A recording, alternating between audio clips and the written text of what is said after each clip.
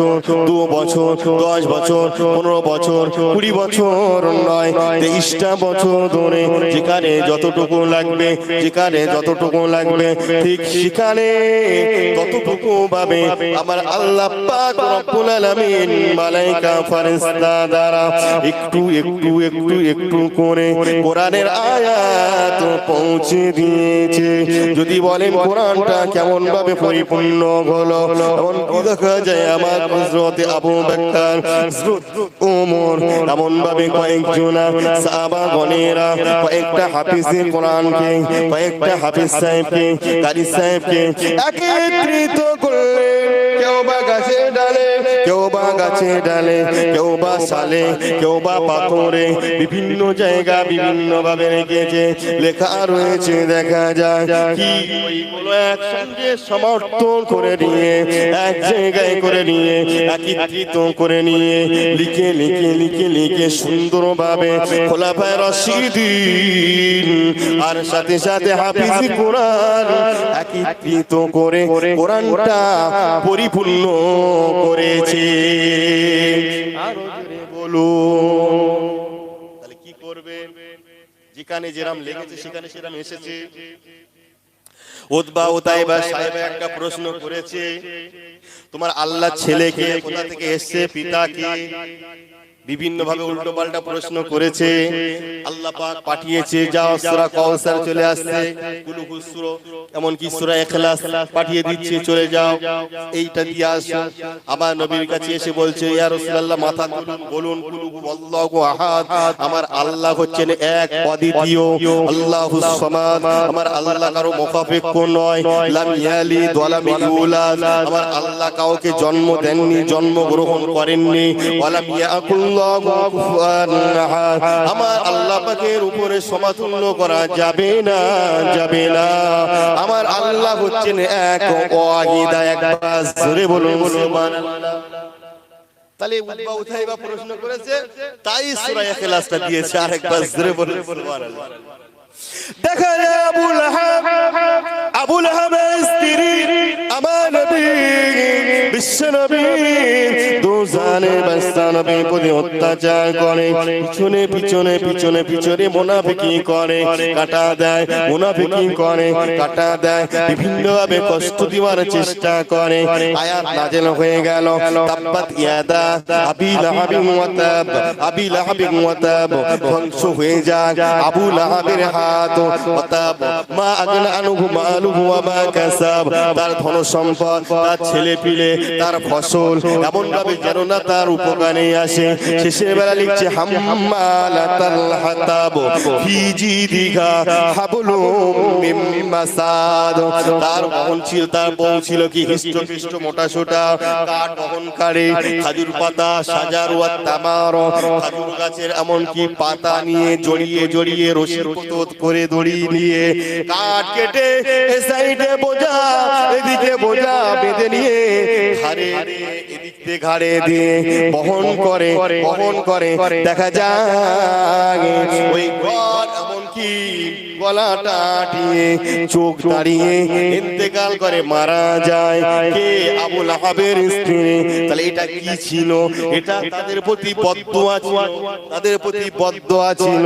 আপনি দাঁড়িয়ে যাবেন, ইকামা দাঁড়িয়ে যাবেন, সালাত নামাজের জন্য দাঁড়াবেন, আপনি নামাজের ভিতরে এই তাব্বাত ইয়াদা আবি লাহাবিন ওয়া তাব মা আগনা আনহু মালুহু ওয়া মা কাসাব সায়াসলা নারান যাতা লাহাবিন ওয়া আমরাতুহু হাম্মালাতাল হাতাব ফি জিদিহা হাবলুম মিন মাসাদ। আপনি এই সূরাটা পড়লেন, আল্লাহু আকবার বলে নামাজ পড়ছেন, তাহলে একজনের প্রতি বদদোয়া করছেন, আপনি দাঁড়িয়ে এইদিকে নামাজ আদায় করছেন, আল্লাহর দরবারে আপনার নামাজ কবুল হলো।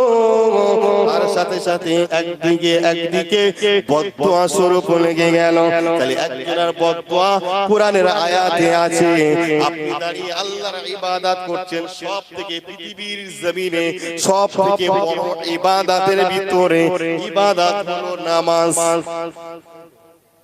একজনের বদদোয়া আর একজনের নামাজ ইবাদত। একজনের ক্ষতির দরকার, ক্ষতি চাচ্ছি, আর একজনা জাহান্নাম থেকে বাঁচতে চাইছি, তাই তো? নামাজ সালাতু মিফতাহুল জান্নাত, নামাজ জান্নাতের চাবি। তো যাই হোক, রব্বুল আলামিন, বেশি লম্বা চওড়া নয়,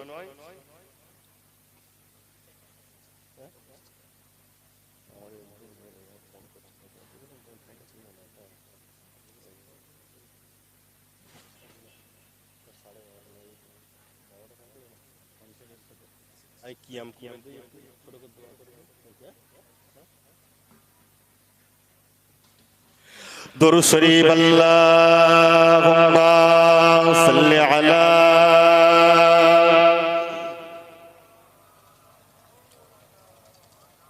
ওয়া আলা আলি সাইয়্যিদিনা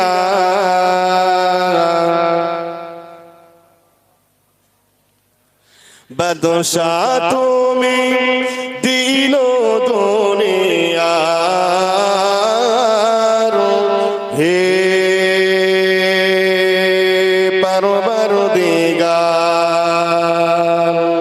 সিজদা লৌহে হাজার বার আমার, হে পরবরদিগার, তোমার নূরের রোশনে পরশে, তোমার নূরের রোশনে পরশে উজাল হলো রবিউ শসে, উজাল হলো রবিউ শসে, রঙ্গিল হয়ে উঠল বিকাশী, রঙ্গিল হয়ে উঠল বিকাশী, পুলসে বাগিচা, হে পরবরদিগার, সিজদা লৌহে হাজার বার আমার, হে পরবরদিগার। আল্লাহুম্মা সাল্লি আলা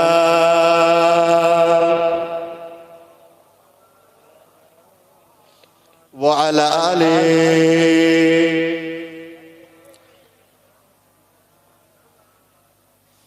তো যাই হোক, আল্লাহ পাক রব্বুল আলামিন শুনিয়েছেন, বলিয়েছেন, তার থেকে আমল করা তৌফিক দান করেছেন। কারণ আল্লাহ পাক রব্বুল আলামিন জানা শোনার থেকে কাজ করার তৌফিক আমার আল্লাহ দান করেন। সকলে বলুন আল্লাহুম্মা আমিন।